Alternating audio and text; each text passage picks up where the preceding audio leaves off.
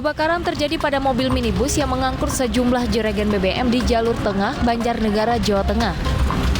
Sejumlah ledakan yang sempat terjadi membuat warga dan pengendara yang tengah melintas panik.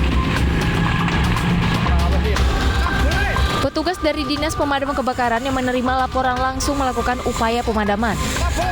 Namun muatan BBM yang berada dari dalam mobil membuat petugas kesulitan memadamkan api. Kejadian berawal saat mobil tengah melaju dari arah timur dengan mengangkut sejumlah jerigen berisi BBM di dalam kabin. Saat tiba di lokasi kejadian, tiba-tiba terjadi percikan api dan langsung menyambar jerigen BBM hingga meledak. Beruntung, pengemudi bersama istrinya berhasil menyelamatkan diri. Diduga karena adanya percikan api yang berada di mesin mobil, kemudian menyambar ke jerigen yang berisi BBM berjenis Pertalite. Karena sudah membesar dan sehingga membakar semua bagian.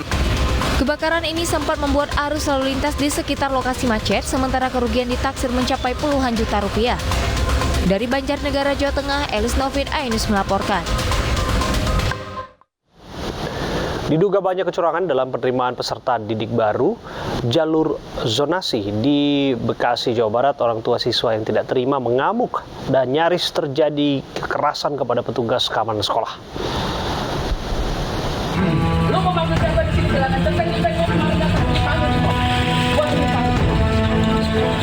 Salah satu orang tua siswa mengamuk dan tidak diterima dalam penerimaan peserta didik baru atau PPDB online di SMA Negeri 2 Kota Bekasi, Jawa Barat. Kekesalan orang tua siswa ini lantaran jarak rumah dengan sekolah hanya berjarak ratusan meter. Namun anak mereka tidak diterima di sekolahan tersebut. Sedangkan siswa yang rumahnya jauh dari sekolah diterima di sekolah tersebut. Hal ini pun membuat orang tua siswa menduga adanya permainan dari pihak sekolah mengenai titik koordinat pendaftaran.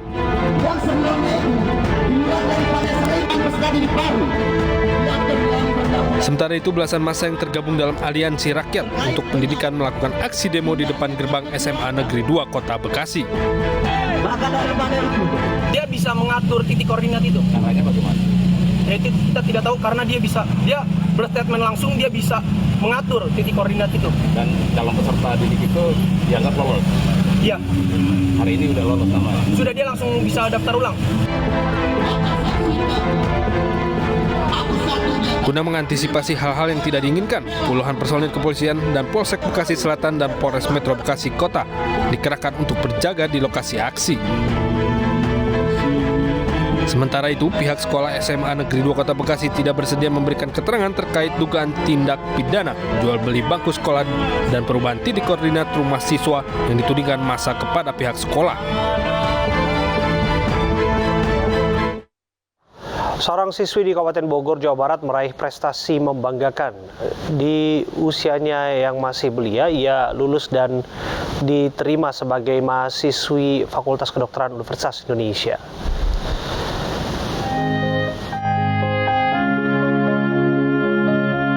Diah Ayu Ardani Reswari, alumni SMA Negeri 1 Cilengsi, Kabupaten Bogor, Jawa Barat, meraih prestasi membanggakan.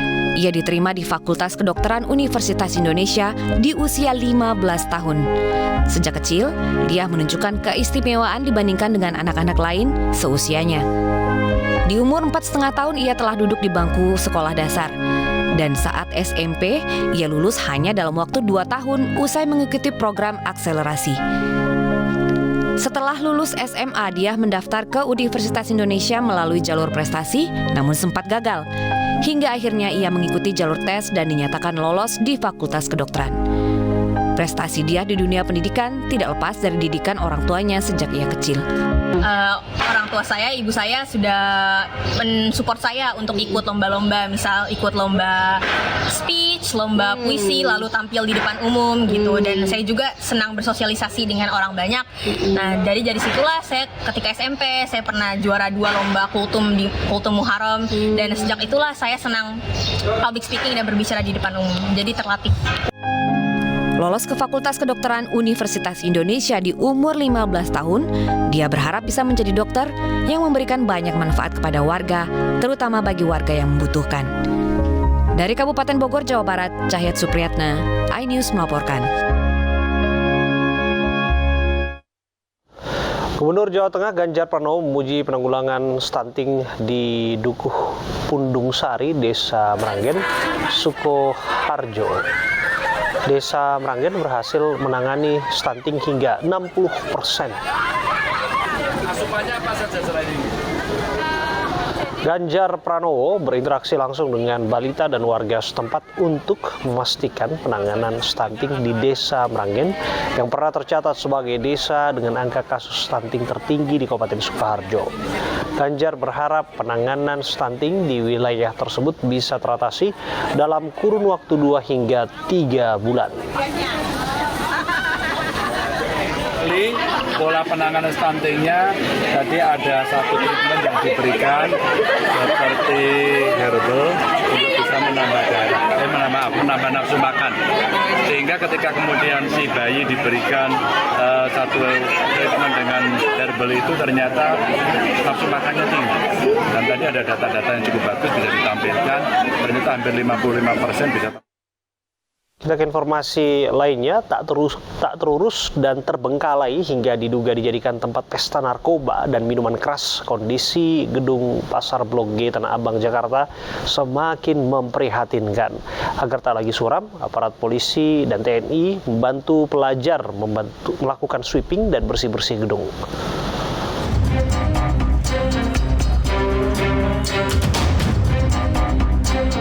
Petugas gabungan TNI Polri dibantu sejumlah pelajar gotong royong membersihkan gedung Blok G Pasar Tanah Abang, Jakarta. Pembersihan dilakukan mulai dari lantai 2 hingga lantai 3.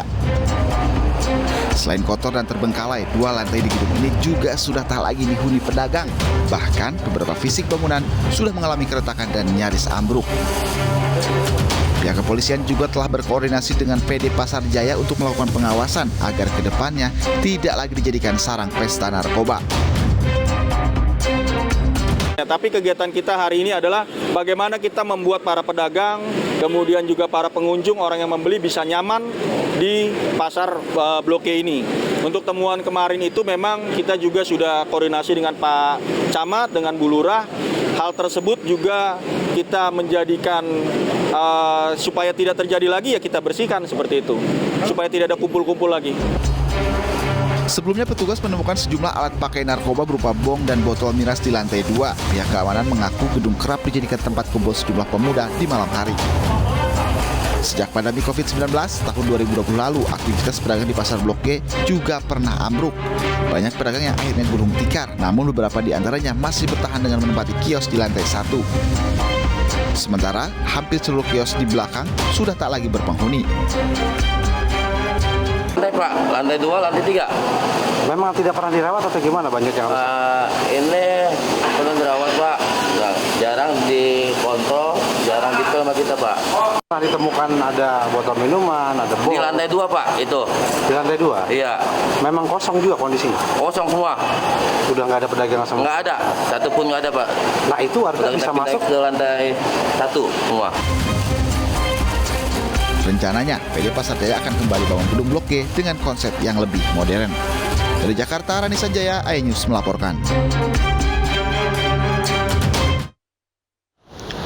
Petugas Gulkarmat Sektor Ciracas, Jakarta Timur mengevakuasi seorang pria obesitas berbobot 150 kg dari RSUD Ciracas ke RSU Adiaksa. Dalam evakuasi tersebut, petugas berhati-hati lantaran pasien tersebut mengalami sesak nafas saat akan dipindahkan ke ambulans.